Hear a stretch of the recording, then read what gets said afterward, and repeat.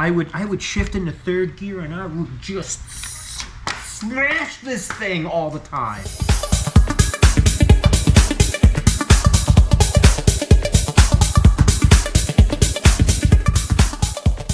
How's it going, guys? Welcome back to Challenge Garage. It's Joe, and today we're working on a stereo system for the Mustang. So, by the way, if you haven't subscribed already, please go ahead, just hit that button real quick. There's so much more coming out for this car, and there's more cars on the horizon that I've already purchased that you will see on the channel. So I want you guys to stay in touch and stay tuned and make sure that you get to be a part of the next cars as they come in. So today, again, we're doing a radio. I have a 10.1 inch radio. It's an Android wireless CarPlay unit that was in this car, and I absolutely hate it. The way that I had it installed was I had it mounted sticking out of the original single DIN radio portion. And here, I'll put a picture up for you right now. So that's what it looked like. And this thing, it's right here. I took it out already. I would shift into third gear and I would just smash this thing all the time. Drove me crazy. Went on the old internet and picked up the ATOTO A6 wireless CarPlay unit. Very excited about this. So I have the TMI center console, and in the TMI center console is a cutout specifically for a double DIN unit. So very excited to get this thing installed. And then I also I have a small 5x7 speaker that I'm going to install in the dashboard where the original single individual mono speaker used to be. And then I'm going to power everything that's in the car with a 5-channel amp. So I have a brand new set of subwoofers. They're 8-inch Rockville subs in a ported box. In the car, which has been in the car for a long time, are two 6x9 Rockford Fosgates in the back, and then two Rockford Fosgate 5.5s in the footwells down below. So we're going to power the subs and then those 4 speakers, the Rockford Fosgates, with this Rockville amp.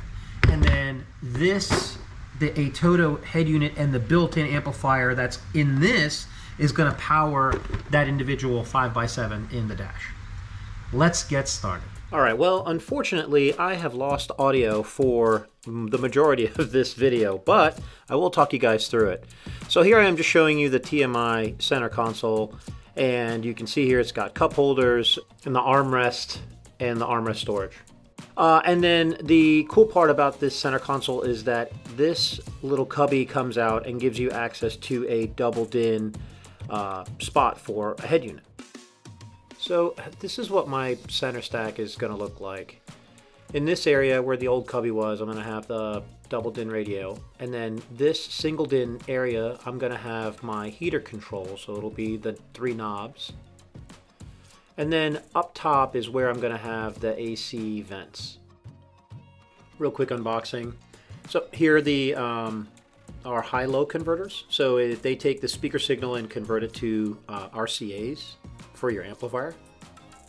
And I was also wondering why they gave me 2 of these, and the reason why is because the wiring harness that comes with the ATOTO does not have RCA out. So that was something that I learned. Thankfully, that old junky 10-inch head unit that I had used the exact same wiring harness, and in that wiring harness were the RCA out wires. And the harness for the ATOTO one, the harness was just missing the RCA wires. It's not like it was rewired in some different way. The RCAs just weren't pinned in. So I used the old harness that I had, and that worked out perfectly with the ATOTO radio. So here I'm pulling the head unit out, and you can see how thin the head unit is, and it's really nice quality. Like, it's not very heavy or anything, but the buttons feel really nice. They're very clicky. It was packaged really well, and everything just looks and feels nice. And I really like having physical buttons on my radio. When you're driving a car and you've got a stick shift, and this car will try to kill you. So having physical buttons, being able to just reach down and hit them, to me is super important versus trying to find some kind of digital button. So here I am test fitting just to kind of see where this thing is going to fit, how it looks, and I love it. I think it's great. This is going to work out perfectly. So here you can see the 5x7 Pioneer speaker that I installed inside the dash, firing up against the windshield. So I lost one of the screws, so you can see there on the left I had to use a zip tie, but it's mounted up pretty good, and you can see that there's a speaker grill up at the top of the dash, and it actually sounds incredible. So currently my kick panel speakers are run directly to the center console, and they were plugged into the original head unit, but I'm going to have to redo all of that. I'm going to have to remove this panel. I'm going to have to run the speaker wires all the way to the back in the trunk of the car, because that's where the amplifier is. So I'm going to have to do that for both, and then that top center speaker is going to connect directly to the head unit, and it's going to be powered by the 50 watts that come out of the head unit, and my kick panel speakers are going to be powered directly by the amplifier that's in the back. And I did this because I didn't want to mess up the impedance of the speakers. You know, they're all 4 ohm. You start connecting speakers together and it changes all of that. So I start off by removing the kick plate, the aluminum kick plate. I get all the screws off, and that's going to give me access to the carpet edge, and that's what I need to open up so that I can run the wiring from the kick panel speaker to the back into the trunk. Next, the kick panel comes out, so I can get rid of the wiring from the kick panel to the center console, and then run the new wire from the kick panel to the trunk. And next is pulling out the seat bottom. This way I've got more room to get to the back and try to run the wiring. Followed by the seat back. That's the next thing that comes out. Again, I need all the room I can get. It's kind of tight in the back of the car, so being able to run the wiring down from the bottom of the carpet all the way up, you know, around I have a firewall back there too, so, you know, for that, like the gas tank firewall, to have all the room I need to be able to run the wire is just going to make it easy. So here, take a look. You can see there's that firewall I was talking about, and so I'm going to run the wiring up along the left, and then there's a little hole along that top side where I'll be able to get the RCA cables and the speaker wires through. Alright, so this is what I originally had in the trunk of the car, which was a Rockville 8-inch tube subwoofer with a built-in amplifier. Highly do not recommend this unit. highly do not recommend. It's a piece of junk. It puts out very low bass. The amp blew, the speaker blew, and it's just not really good at all. So out this goes, and into the trash it's gonna go.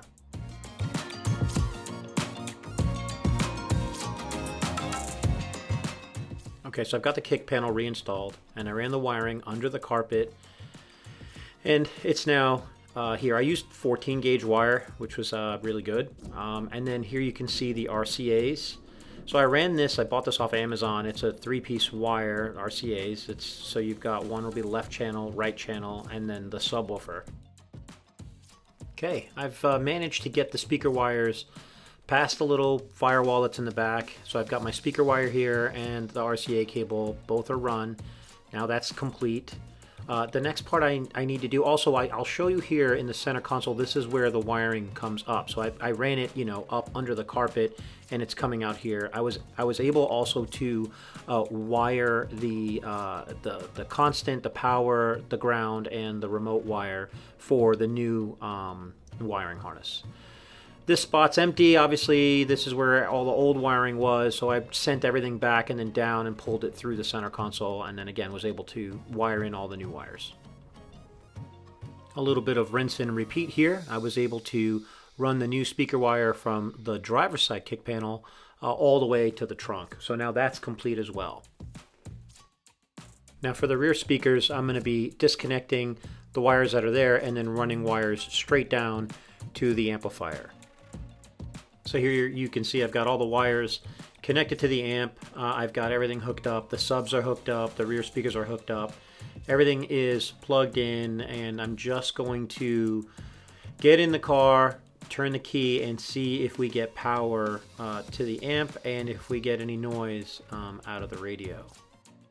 I know unfortunately you can't hear anything here when I actually get the head unit turned on, but don't worry, it was just static. You weren't missing anything.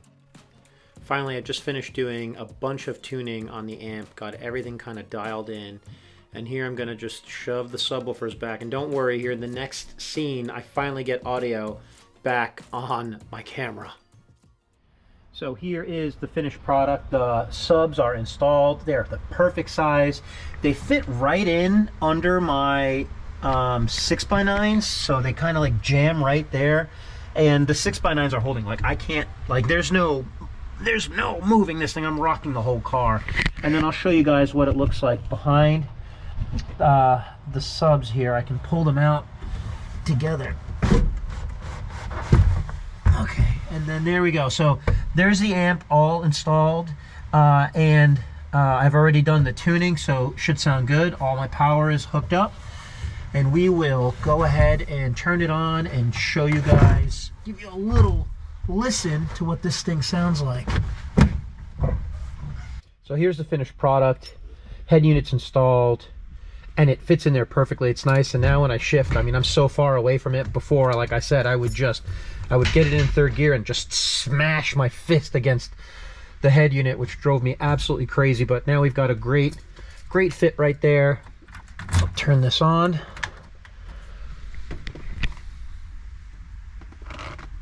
And it's immediately going right for wireless CarPlay.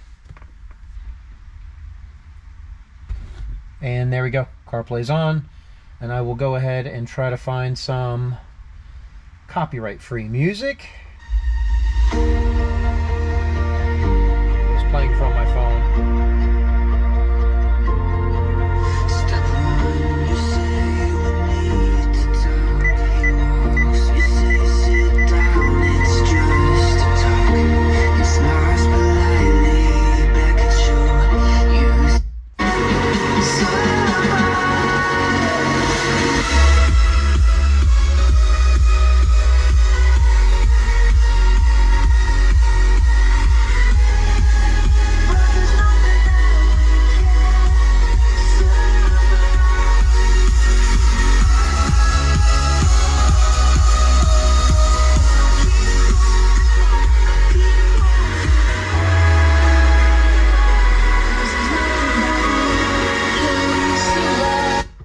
Well, guys, it sounds incredible. I'm so happy with how the entire thing came out, and it's been great. Like, you know, the actual telephone portion of it, answering and like being able to talk on the mic. It's a really great unit. The ATOTO unit is super good. It's extremely fast, extremely responsive. Let me show you. Check this out. When I click here and I go back to this, look at how fast this is. Like when I go through the menus, like, oops. Like, look at how fast. Have you ever used an aftermarket radio that was this fast? Like, it's so quick. Back and forth to CarPlay, everything. Anyway, that's the video for today, guys. I highly recommend the ATOTO A6. It's entry-level wireless CarPlay. It's a fantastic unit. It's super affordable for what it is. Way better than that 10.1 Android unit that I got with wireless CarPlay. That one cut out. It was terrible. Anyway, I really appreciate you guys watching this video. Please don't forget to like and subscribe. I really want to get to 1,000 subscribers. It's my goal for this year, and I'm really trying hard to get there. Anyway, there's a lot more to come on this car and on the next cars. Don't forget to subscribe. See you guys on the next one. Through the night, must be something.